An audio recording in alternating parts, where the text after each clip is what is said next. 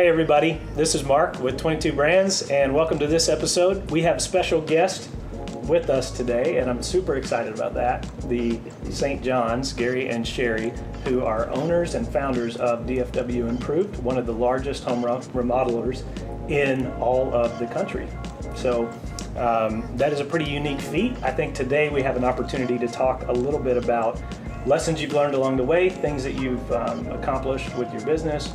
Let's talk about the journey, a little bit about DFW Improved, how you got started, some of the, just off the cuff, what made you take the crazy leap? We were 2 weeks away from being married, and I lost my job, and I looked at her and said, I think I can do construction.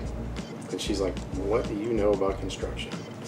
I worked for a builder, but on the sales side.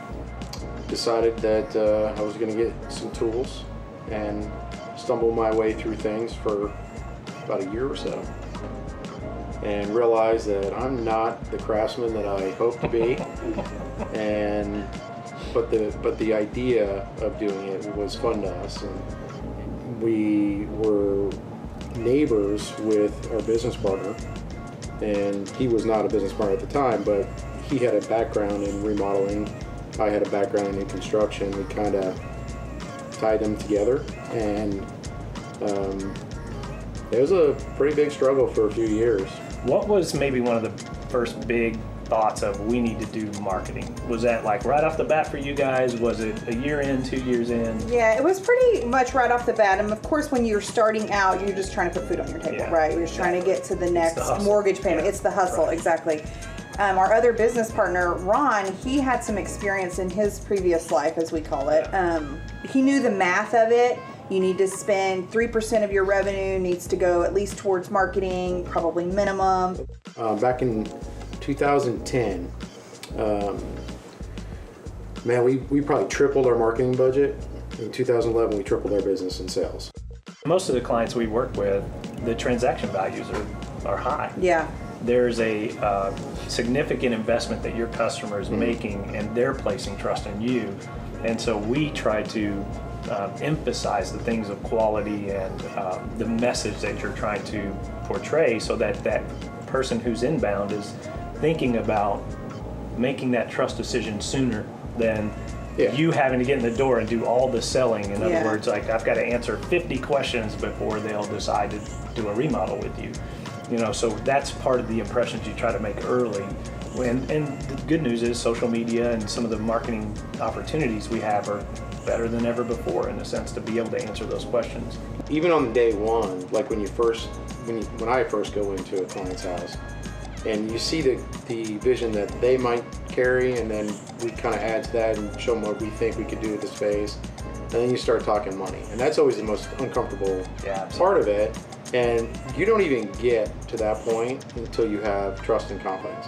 Trust and confidence starts with them finding us everywhere, reading our reviews everywhere, and all that happens before we even walk in the door.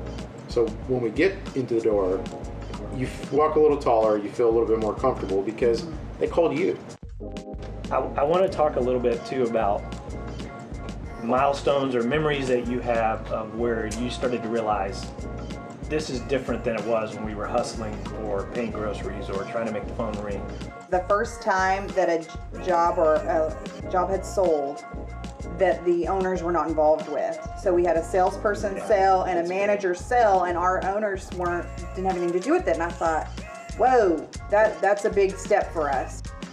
With the complexity of everything that's out there and available, social media and email marketing and you name it. I mean, you could choose to go a million different paths. There are metrics that are associated with each of them, from the number of likes you have on your Facebook page to the number of followers and you name it, right? How do you move from, hey, we're counting phone calls, when we're in the living room, to inundated with data and information? What do you pay attention to now? What do you think is important? What kinds of things do you look at? Well, predict return on investment? We've been fortunate enough to have put in a CRM, customer relationship manager, which has been instrumental, honestly, with us just gathering that data. What does our customer look like? Where do they live? What do they read? Where do they go online? The best advice I could give you would be embrace it early. Embrace it while you're only scheduling 12 appointments a day, because then it's easier to understand and manage and master it. And then when you're scheduling 100 appointments a day, you've already got it down. Yeah. So that would be first and foremost, like, just get it somewhere, because you will always reference it back. Even when you think you won't, you will. Yeah. You'll always go back to that data.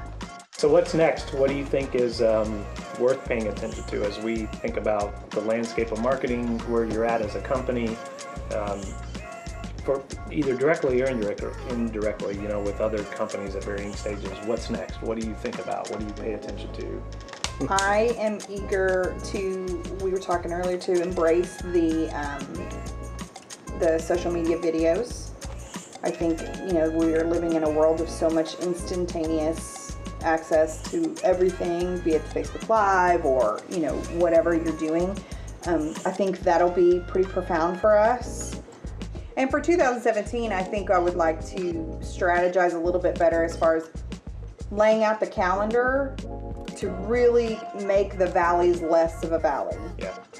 So with that, we're going to wrap up this episode of xTalks, and thank you guys for watching. See you next time.